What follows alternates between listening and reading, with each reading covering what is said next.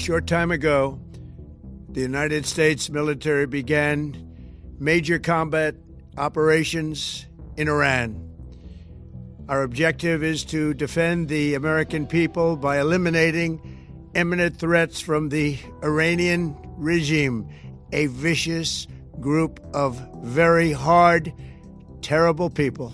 It has always been the policy of the United States, in particular, my administration, that this terrorist regime can never have a nuclear weapon. El pasado 28 de febrero, Estados Unidos e Israel lanzaron un ataque conjunto sobre Irán. En este primer ataque masivo murió el líder supremo de la República Islámica, Ali Jamenei. Como respuesta, Irán lanzó ataques a posiciones israelíes, estadounidenses y a los países de su vecindario. Además, cerró el estrecho de Hormuz, por el que pasa aproximadamente un 20% del petróleo y gas natural que se consumen a nivel mundial. Las consecuencias económicas del cierre de este paso geográfico podrían ser desastrosas para la economía mundial. De acuerdo con el análisis publicado por Gonzalo Escribano y Félix Arteaga en el Real Instituto Elcano, una presión militar intermitente de Estados Unidos podría aumentar los precios del barril de forma incontrolada a corto plazo, con efectos más moderados a largo plazo y para el gas natural. Soy Fernando Gijón. Y yo, Blanca González. Y esto es Conversaciones Elcano, el podcast del Real Instituto Elcano, donde analizamos cómo nos afecta lo que pasa en el mundo. En el episodio de hoy abordamos el conflicto entre Estados Unidos, Israel e Irán. Conversaciones Elcano, temporada 6, episodio 11. El conflicto en Irán.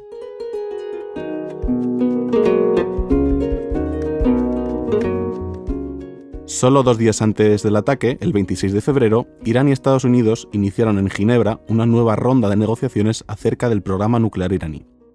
Washington acudía a estas negociaciones exigiendo a Irán la parálisis de su programa nuclear, con el objetivo de evitar cualquier posibilidad de desarrollo de la bomba atómica. Irán, por su parte, se negaba a renunciar al desarrollo de la tecnología nuclear con fines pacíficos y pedía la eliminación de las sanciones que pesaban sobre su país. El día 27, un día antes del ataque, Trump comentaba a los periodistas desde la Casa Blanca que no estaba contento con la marcha de las negociaciones. Recordemos que en 1979 el triunfo de la Revolución Islámica había enviado al exilio al Shah y su familia y supuso la instauración del régimen del Ayatolá Jomeini. Con esto, Estados Unidos perdió su influencia sobre Irán, lo que terminó suponiendo una ruptura de las relaciones diplomáticas entre ambos países. El antecedente más inmediato de la situación actual la tenemos en la Guerra de los 12 días. El 13 de junio de 2025, Israel lanzó un ataque sorpresa con 200 cazas con la finalidad de destruir objetivos militares e instalaciones nucleares iraníes. La justificación del gobierno israelí era impedir el desarrollo del programa nuclear de Irán. El ataque acabó con la cúpula militar iraní y con científicos nucleares de este país. En respuesta, Irán lanzó un ataque contra objetivos en ciudades israelíes. Este conflicto tomó un giro 9 días después, cuando Estados Unidos lanzó la operación militar que denominaron Martillo de Medianoche. En este ataque, bombardearon y destruyeron 3 instalaciones nucleares iraníes.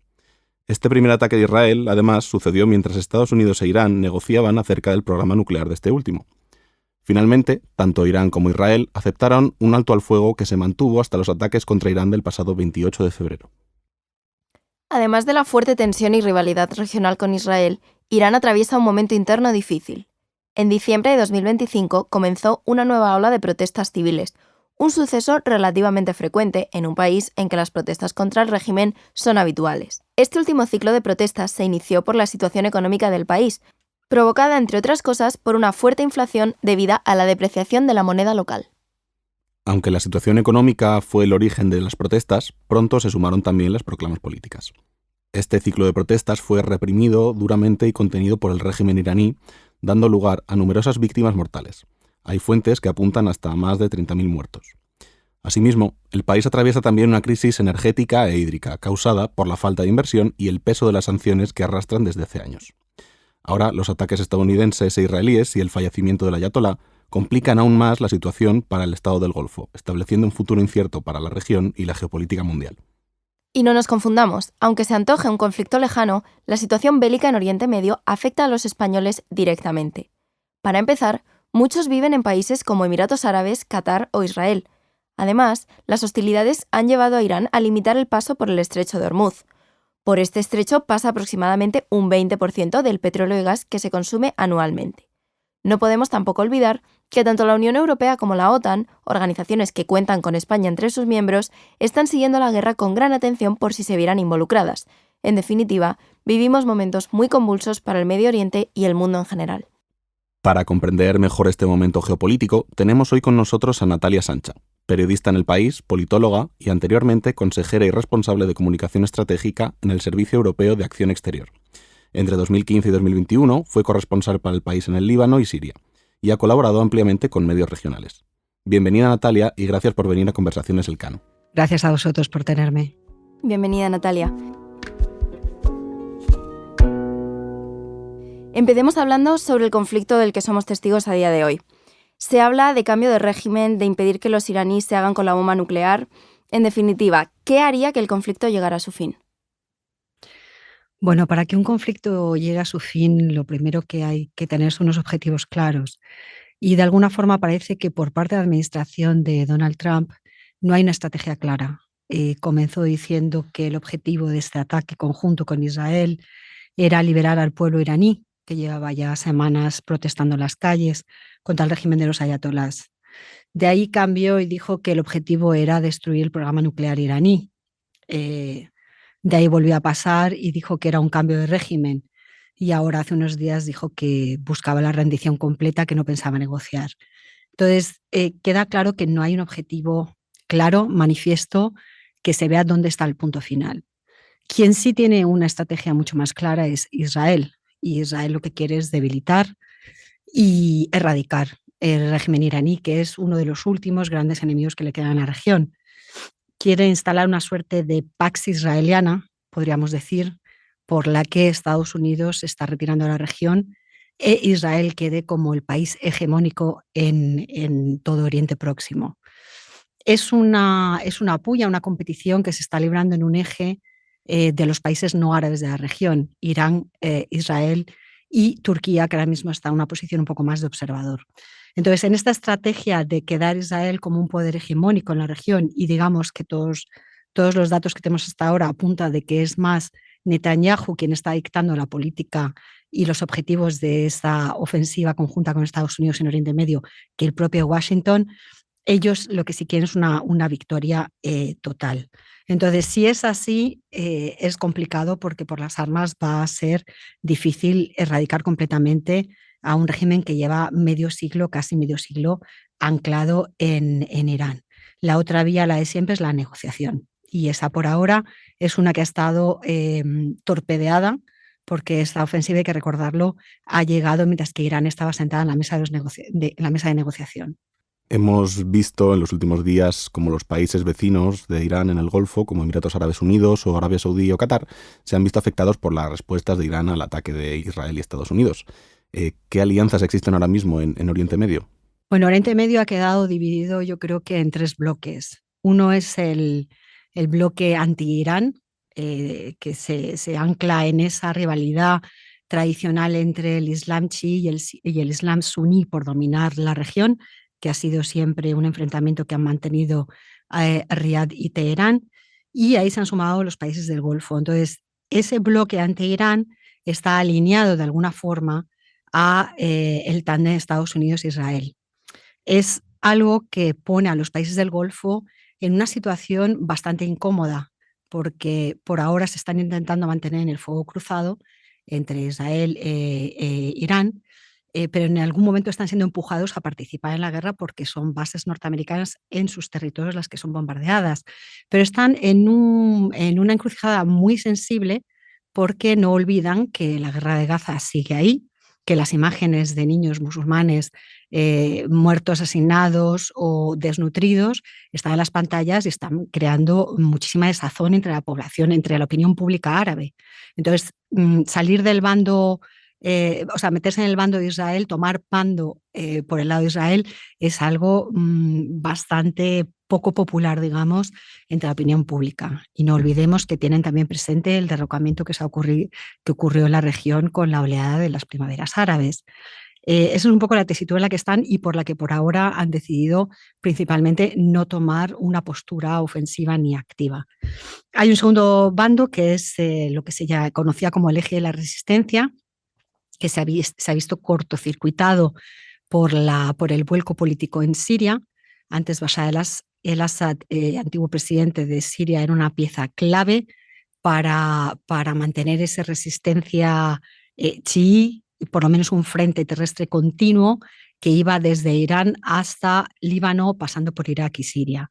Eso se ha visto cortocircuitado con la salida de Siria, y lo que le queda a Irán en la región son esa red de milicias como Hezbollah en Líbano, como los hutíes en el Yemen, o como las milicias iraquíes. Por ahora, la única que ha activado es Hezbollah, en una operación que va a ser muy complicada para la milicia, porque están ya decapitados también y bastantes exhaustos después de 29 meses de guerra de Israel. Y el tercer bando sería un poco el bloque de mediación. Hemos visto los esfuerzos que ha hecho Omán, Qatar, por intentar mediar, pero obviamente no han dado ningún fruto, porque estamos en una guerra que se va expandiendo con la región. En ese bando estaría también Turquía, pero como digo, por ahora en una posición bastante más cauta. Ahora nos queríamos centrar un poquito en la política doméstica en Irán y, bueno, no solamente se habla, lógicamente, de la caída del líder supremo de la República Islámica, Ali Khamenei, sino también de la eliminación, al menos de parte de su cúpula. A eso le añadimos que este ataque sigue a numerosas protestas que se han ido agravando con el tiempo dentro del país. Entonces, todo parece indicar que el pueblo iraní demanda cambios económicos y políticos y parecería que está listo para una transición. ¿Hasta qué punto ha quedado un vacío de poder en Irán? ¿Qué queda del régimen? Bueno, el régimen iraní hablamos de décadas, asentado, afincado, han acabado con todo rastro o posibilidad de oposición interna. Entonces, no estamos hablando de un régimen que se pueda volcar en 2 meses de ofensiva. El asesinato o la eliminación o la muerte de Ali Khamenei, es un golpe muy duro, sobre todo desde la Revolución Islámica de 1979, pues uno de los golpes más fuertes al régimen. Pero este régimen está diseñado para sobrevivir incluso a su líder. La Guardia Revolucionaria es la que juega un papel fundamental y es la que ha tomado pues, todo lo que es la estructura militar, económica, institucional. Entonces, ha estado descabezado, sí, como ha pasado, de hecho, como han hecho la misma política con Hezbollah en el Líbano. Pero este es un régimen bastante más sólido. Está debilitado, pero sigue ahí. Luego, también es verdad que ha generado bastante desorganización al decapitar también una cúpula política y militar. Eso tal vez ha hecho más daño que el líder. El líder hemos visto que ha sido reemplazado por su hijo. Entonces, lo que estamos viendo es más que las instituciones permanecen, que la Guardia Revolucionaria está ahí.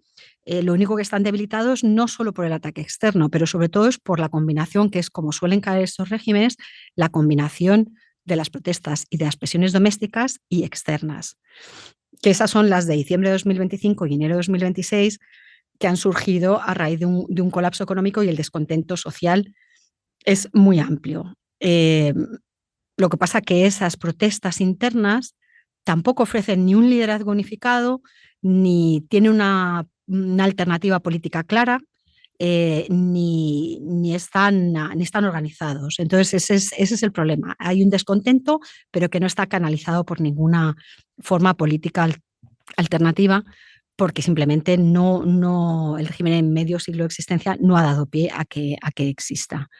Entonces, la estructura sigue ahí, es una crisis estructural, hay un debilitamiento, pero sigue el régimen. Mencionabas justo ahora, Natalia, esta última ola de protestas civiles entre diciembre de 2025 y enero del 26, que efectivamente tuvieron un origen económico, y queríamos preguntarte por el estado de la economía en Irán y si una vez este conflicto se apacigüe o termine por la vía que sea, si será Irán capaz de salir adelante o corre el riesgo de que esta situación económica afecte a la recuperación del país.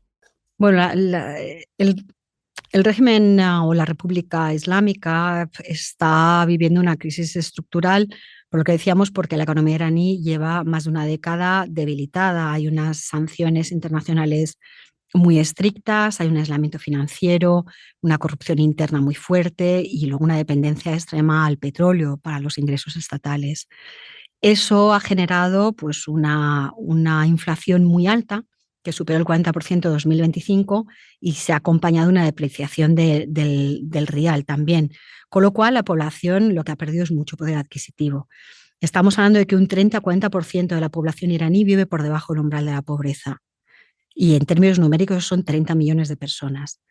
Entonces, el efecto de las sanciones económicas es un poco general, descontento no solo debilitar al organigrama corrupto de la cúpula militar y política, pero también que la población presione a su régimen. Eso es uno de los objetivos. Pero ese descontento está ahí. Que se pueda convertir a nivel económico, sí que quería añadir también que, bueno, China es un poco el país, la potencia que ha servido de salvavidas para Irán, porque es la que compra casi el 90% del petróleo iraní. Entonces, creo que es más del 60% de las exportaciones que realiza Irán, con lo cual la mayoría de sus divisas. Eso es lo que ha mantenido un poco la economía a flote. Pero no es un Estado fallido, es un régimen que mantiene un control de seguridad aún muy fuerte. Hemos dicho que los guardianes de la revolución siguen dominando esa economía y ese sistema impenetrable también de inteligencia. Pero yo siempre pienso en el escenario de Siria, que también pensábamos que era un régimen fuerte y sólido, que tenía una oligarquía clara que rodeaba a Bashar al-Assad, y eso se desmoronó. Se desmoronó con mucha presión interna, con presión externa y con un aliado clave como Rusia dejando caer al régimen de Bashar al-Assad. Entonces, que esto pueda pasar, que se pueda replicar en Irán, si China no interviene ni viene a ayudar al país, y que se haga esa pinza entre las presiones internas y externas, puede ocurrir. Pero, como digo, sigue quedando por lo menos esa estructura fuerte. Miremos ahora un poco hacia el futuro y estas alternativas de transición. En el momento en que grabamos este episodio, como tú bien has mencionado hace un momento, se ha nombrado al hijo del difunto ayatolá como sucesor y nuevo líder. No obstante, esta noticia parece no agradar a Trump, quien se ha propuesto seguir con la ofensiva. Entonces te queríamos preguntar, ¿qué clase de liderazgo busca Trump? Estaríamos hablando tal vez del hijo del Shah de Persia, Reza Pahlavi.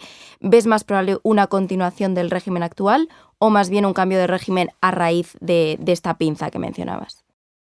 Bueno, hay tres escenarios que son los que se suelen comentar. Uno es el cambio de régimen, que sería promover una transición política. El otro sería un gobierno provisional militar o tecnocrático. Eso es muy poco probable que ocurra en Irán por las características internas. Y la restauración monárquica, que sería la figura simbólica del hijo del Shah, el Reza Pahlavi. ¿Cuál es el problema? Este último no tiene mucho apoyo. A pesar de que en sus redes es una persona que está mandando un mensaje de que está listo para ocupar ese cargo, para muchos recuerda a la Corina Machado iraní, de alguna forma. Alguien que se quiere posicionar, que tiene apoyos en la diáspora, pero no dentro del país. Aquí entran varios elementos y son las visiones diferentes que se toman desde Tel Aviv y Washington y desde Teherán. Desde Washington ha quedado muy, muy patente la guerra de Irak. Estamos hablando de 23 años de guerra desde la invasión de 2003 y cómo el hecho de haber decapitado al gobierno y al ejército creó un caos, unas milicias, una violencia que se convirtió en un agujero de muertes de marines y de guerras sin fin. Entonces no quieren repetir ese escenario, no lo querían repetir en Venezuela con el secuestro de Maduro o la captura de Maduro, y no lo quieren repetir aquí tampoco. Por eso están siendo más cautos y por eso el hijo del Shah no es una figura, y el propio Donald Trump lo ha dicho, que vaya a darles lo que ellos buscan, que es controlar al régimen. Controlarlos para, obviamente, tanto para la política regional de Israel, que está alineada a esa política, como para los intereses económicos de Estados Unidos, que es la producción de petróleo. Con lo cual, lo del Shah no parece que sea una opción. El gobierno provisional o tecnocrático es algo que ahora mismo no hay las figuras que existan, y con el cambio de régimen no es algo que esté ocurriendo. Lo que tenemos que ver es que no acabemos ya no en un Irak, pero en Afganistán, que es poner un régimen todavía más férreo y más autócrata que el anterior. Por ahora, Irán ha sido clave, ha respondido poniendo al hijo de Khamenei, Mustafa Khamenei, y eso implica una continuación. Ahora, ¿cuál es la perspectiva para Israel? Para Israel se trata de una oportunidad única para los halcones de la extrema derecha y sionistas que están ahora mismo en el poder o que rodean a Netanyahu, como Ben Gvir o Smotrich. Para ellos se trata de una oportunidad única de tener esta victoria final y de poder deshacerse del régimen iraní. Para ellos es decapitar e intentar empujar desde abajo. Esta es la visión que ellos tienen. Todo lo que ha sido negociar con Hezbollah, negociar con Irán, piensan que no les haya a ningún sitio y que ahora tienen que erradicar por lo bueno. Ahora, tenemos que ver también en Teherán cuál es la perspectiva. En Teherán, lo que es la parte del régimen, cuando miran a Netanyahu, pues ven una persona en la que hay una orden de arresto por el Tribunal Penal Internacional, que hay una causa abierta por posible genocidio en la Corte Penal Internacional, que la ONU ha condenado las violaciones y los crímenes de guerra en Gaza y repetidas ocupación de territorios palestinos. Esa es la perspectiva que tiene el régimen y que intenta también defender. Y en cuanto a los iraníes, hay un cierto trauma histórico y una desconfianza hacia Washington. No hemos de olvidar de que esta no es la primera vez lo de un cambio de régimen en Irán. A ellos les chirría un déjà vu. Para ellos les lleva a la operación que se bautizó como Ajax, que es una que llevó a cabo la inteligencia norteamericana con la inteligencia británica en 1953 para derrocar a lo que fue el primer ministro y primer gobierno demócrata de Irán en 1953. Mohammad Mossadegh en aquella época quería nacionalizar los recursos del petróleo y poder así hacer una redistribución de riqueza y desarrollar el país. Bueno, pues en aquella época de post-Segunda Guerra Mundial y de Guerra Fría, la intervención de británicos y de americanos para hacer una man bis sobre el petróleo, lo que acabó haciendo fue un golpe de Estado que repuso al Shah, al padre del que actualmente se posiciona como candidato, y tuvieron 25 años de represión y de expolio de los recursos naturales. Eso es lo que ellos recuerdan. Entonces la juventud iraní se pregunta si de no haber intervenido Estados Unidos para un cambio de régimen, podrían ser una nación floreciente y democrática hoy en día. Porque todo lo que es la revolución islámica, que ya después de 1979, es una consecuencia de ese golpe de Estado de alguna forma. Y ahí en cascada las milicias y las guerras regionales. Entonces también hay que tener un poco esa perspectiva de lo que significa cambio de régimen en Teherán. En Irán los iraníes no quieren un régimen de los ayatolás, están cansados, pero al mismo tiempo tampoco quieren que les impongan un Shah o cualquier otro dirigente externo otra vez. Para terminar, queríamos preguntarte, Natalia, como comentábamos en la introducción, este conflicto no solo afecta a la región de Oriente Medio, sino que también nos afecta en clave europea y nacional. Desde que comenzó la guerra en Ucrania, Europa se le ha instado a tomar las riendas de su seguridad y su autonomía estratégica. Y ahora que se inicia este conflicto en el que Estados Unidos está tan involucrado, ¿qué queda en juego para España, la Unión Europea y la OTAN? Bueno, son actores que están tomando posiciones separadas. A ver, tanto para España, para la Unión Europea o como para la OTAN hay un desafío económico patente. En un mundo global es algo compartido. La subida del precio del combustible lo estamos viendo a más de $120 el barril, la presión inflacionaria, el impacto que pueda tener esto en el comercio, el transporte, la industria. Ese es un miedo que hasta Trump ayer tuvo que intervenir para calmar un poco la bolsa y intentar que el precio del petróleo no se disparara.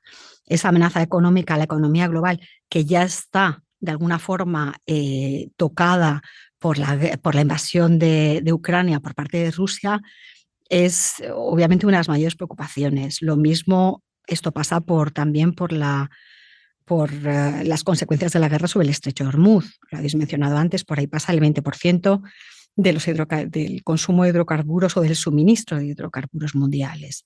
Los precios, poco importa que Asia sea más dependiente a lo mejor de los hidrocarburos iraníes. Al final es un mercado global y los precios están afectados igualmente. Entonces, para todo el mundo la preocupación económica es una de ellas.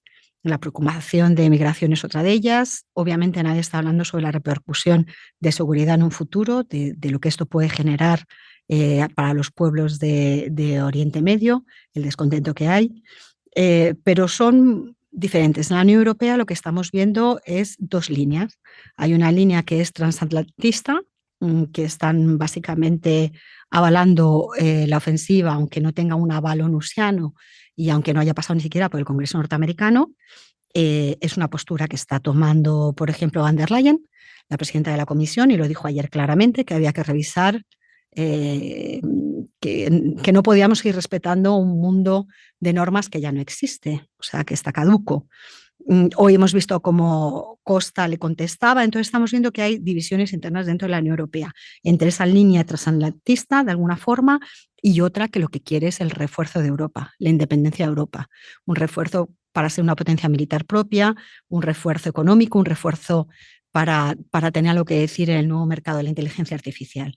Esas dos líneas están de alguna forma fracturándose o poniéndose más de manifiesto. Ya lo hicieron con la guerra de Gaza y ahora con la de Irán aún más, lo que ha dado pie a esas declaraciones contradictorias de los diferentes líderes europeos. Para la OTAN, yo pienso que va a ser otra oportunidad de oro para volver a insistir con la necesidad de subir el gasto de defensa. Ya lo hicieron el año pasado, ya están presionando de nuevo. Entonces, una guerra extendida a todo Oriente Medio, en la que ya hemos visto que ha habido un ataque a las bases británicas de Chipre, considerando que Chipre es suelo europeo, aunque las bases sean suelo británico. Tenemos a Turquía, que vuelvo a mencionar, es un miembro de la OTAN y no se ha posicionado hasta ahora, pero de esos tres actores no árabes de la región, si Irán cae, Turquía se convierte en el nuevo freno de Israel en la región de alguna forma, con lo cual hay un riesgo de ver qué ocurre si uno de los miembros de la OTAN es atacado. Para España, aparte de los mismos intereses económicos que hay para el resto, pues bueno, viene el añadido de que España se ha posicionado o ha ocupado ese puesto de liderazgo del no a la guerra y de oposición a Trump, de no seguir ciegamente una ofensiva que no tiene aval internacional, ni del derecho internacional, ni de la ONU, como decíamos, ni del Congreso. Eso ha traído las amenazas de cerrar el comercio estadounidense con España y más amenazas que ha prometido Trump, con lo cual para España sería un añadido. Esta guerra generaría otro añadido y siempre estamos hablando del ámbito económico. Lo que no estamos todavía en medida de analizar es el ámbito securitario, que es lo que va a generar, porque aquí se está redibujando de alguna forma el mapa de Oriente Medio, el mapa que dejó Sykes-Picot en la Primera Guerra Mundial de Oriente Medio, y se está reconfigurando absolutamente con esta Pax israeliana que hablaba antes, y las consecuencias estarán obviamente por ver. Gracias, Natalia, por explicarnos más sobre el contexto de este conflicto tan complejo que se sigue desarrollando. Seguiremos muy pendientes desde el Real Instituto Elcano, así que muchísimas gracias por haber venido. De nuevo, gracias a vosotros. Muchas gracias, Natalia. Conversaciones Elcano. ¿Cómo nos afecta lo que pasa en el mundo?